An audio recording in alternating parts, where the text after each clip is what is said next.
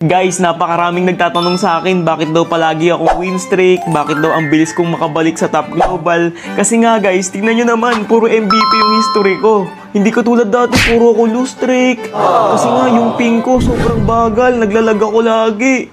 Hindi ko na alam yung gagawin ko ng mga panahon na yun guys. Buti na lang, natuklasan ko tong exit lag. Ito na rin yung ginagamit nila Bentings guys, nila Lax at iba't iba pang mga content creator guys. Salamat exit lag. Simula nung ginamit ko to guys, talagang naging smooth bawat laro ko. Tapos ang kagandahan yan, pwede kang lumipat ng ibang server kahit saan mang panig ng mundo. Kita nyo naman, napakaraming iba't ibang bansa ang pwede nyong pagpilian kung saan nyo gustong paggraluan. Pero dahil kamukha ko si Kyrie, hinanap ko kaagad yung Indonesia. Pagpindot ko pa lang, sobrang bilis niya gumana. Ibig sabihin yan guys, pre-na-process niya na para mapunta kayo sa server ng Indonesia. Nang matapos to, naging smooth bigla at yung mga gameplay ko ay naging maganda. Tignan nyo naman yung signal ko guys, hindi na siya umaangat ng 10 ms, talagang stable lang siya sa 5 to 7 ping. Mapapasabi na lang talaga yung mga kakampi mo na ang galing. Try nyo ring i-download tong Exit Lab guys, tapos pag open nyo, buksan nyo agad yung MLBB, tapos try nyo yung mga ginawa ko. Promise, hindi kayo mapapahiya mga pre. Pwedeng pwede to sa mga naka-data connection or wifi. Subukan nyo na rin at itry.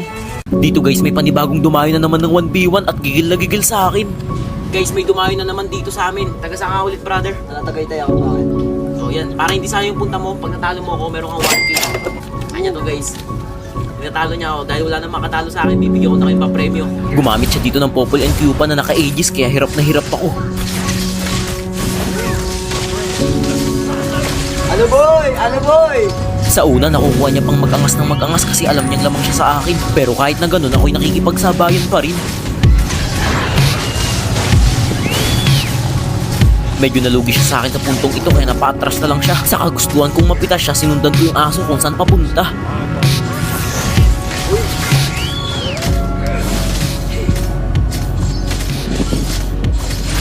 Uy! Ano boy? Ano na?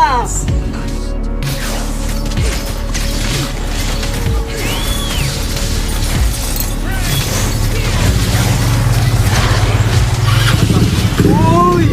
Tatlo ka na! Ano na? Hindi 1K. Bale 0-3 na score namin, napakahirap niyang pitasin. Kahit anong gawin kong pagsugod sa kanya, napakahapdi talaga nung alaga niyang aso. Uy! Talaga? Ano akala mo boy? Makapatay mo ako? Asa ka? Dahil wala pa akong score, sineryoso ko na yung laban.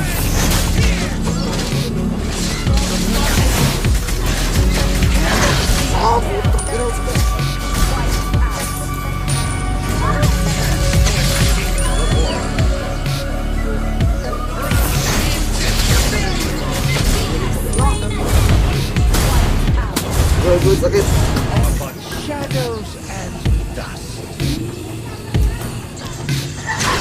Ay! Ano? Ano? Ha? Nadaan ka pa.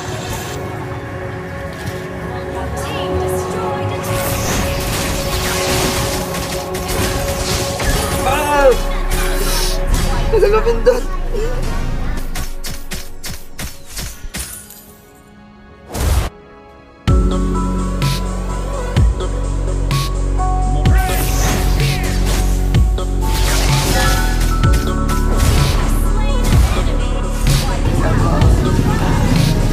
Talo.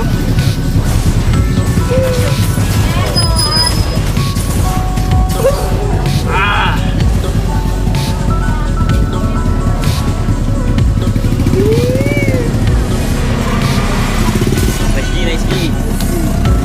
Sa mga gusto pang makakalaban sa akin yan guys, dayuin niyo ako dito, ako sa inyo. Mga kapamilya, pagka kayo'y may anak na nag-ML, suportahan nyo sila. Huwag nyo silang uutosan pag nag-ML na.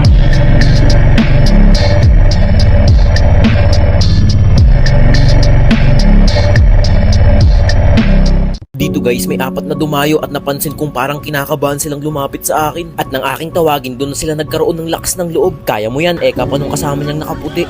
Sa wakas nakarap na din kita, magmamakawa ka sa akin mamaya. Sino ba lalaro sa inyo? 3,000 na kapag natalo pa ako sa game na to. Hindi na siya nagpakilala at nahihiya daw kaya inumpisahan ko na agad ang laban. Nagulat ako, sanay na sanay pala gumamit ng Popol and Cupa to. Hoy! Sakit ah. 6 minutes pa lang ang nakalipas, nabasag niya na agad yung unang first tower ko. Nang inat-ngat ako ng kanyang aso, siya agad ang tinulak ko. Kapag early guys, napakabagal ng mouse cube ko, kaya napa-inspire na ako. Wala no choice na talaga. Kailangan ng unang malusaw yung alaga niya. Sayang, mapipitas ko sana siya dito, hindi lang naisandal sa bato. Hindi ko na tinangkang habulin pa, napakabilis kasing tumakbo. Nagbaka sakali na lang ako na baka nandyan siya. Kunwari, nagbo-blue-blap lang ako. Pero kung mapapansin nyo, unti-unti akong bumibelo. Nang makita ko siya, bulaga, parang sinibat na isda. Hindi ko na mapigilang mapatawa habang siya hindi makapaniwala. Pati mga kasama niya napangiti pa. Saka na lumalabas ako guys, palagi niya akong pinapaatake sa kanyang alaga. Alam niya kasing lamang siya pero tingnan niyo yung gagawin ko dito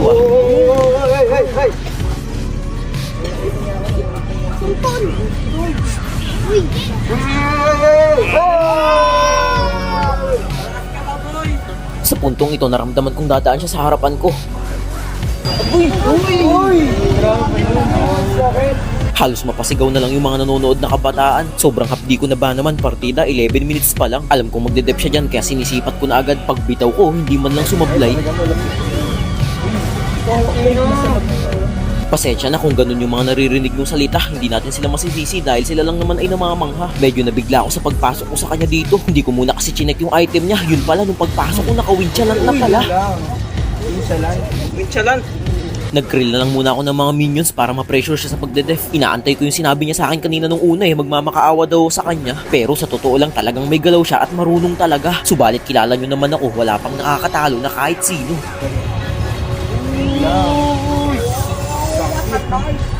Tatapusin ko na sana guys, pero yung mga minions niya binabasag na yung tore ko sa botline. Nilinis ko lang saglit tapos naisipan ko sa red block pumuslit. Bali sa loob ng 7 seconds makakabalik na siya ulit kasabay ng cooldown ng ulti ko. Antayin lang natin siyang lumabas sa mapa tapos doon na tayo lalarga. Hindi ko lang alam guys kung nakakaramdam na siya sa puntong ito kasi konting galaw niya lang talagang napakadelikado. Heto na, napakalaking pagkakamali ng kanyang magpapakita.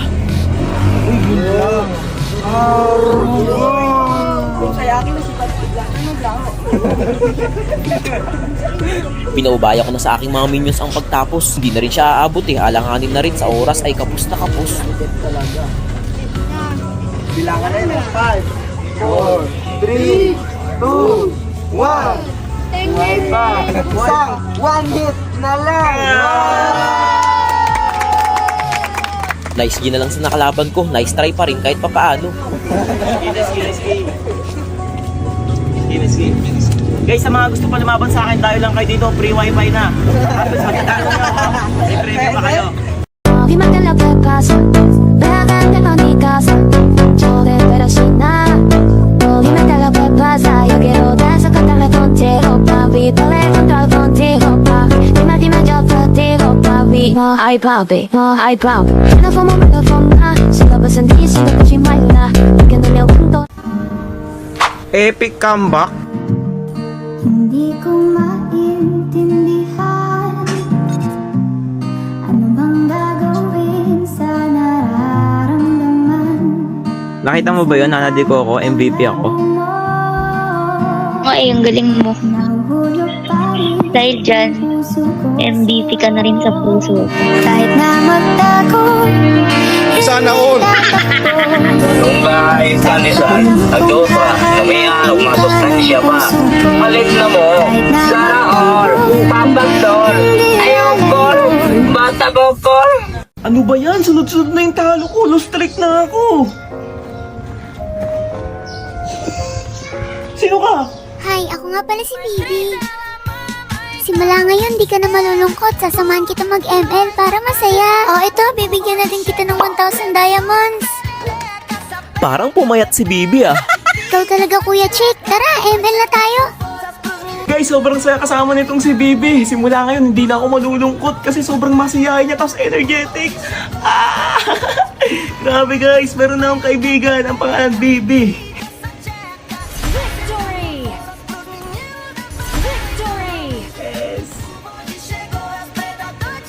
Sa mga hindi nga pala nakakaalam guys, si Bibi ay pamangkin ni Tita Jolens. Pareha silang masiyahin at makulit at higit sa lahat, energetic. Hay nako Tita Jolens, manang-mana talaga sa'yo itong pamangkin mo. By the way, happy 9th anniversary MLBB.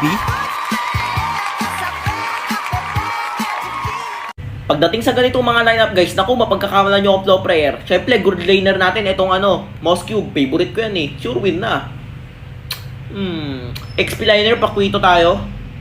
Wala na, puro damage dealer ah. Lancelot, jungler natin. Nako, sure win. Taas ng rank ko nito. Midliner, Jask. Puro ano ah. OP yung mga napick ko ah. Roamer natin, ito Basha. Patay. Sa tagal ko na nag-ML, imposibleng di ko mahulaan lahat to. Napaka-basic. Oh, Bale. Ano ba naman to TikTok? Napakadali. Diba? Next. Aljus. Ayoko ng mga ganitong napaka-basic na manulaan.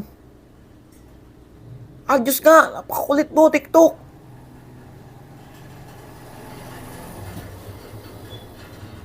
Tatali. Ano pa? Next. Tagali. Alucard.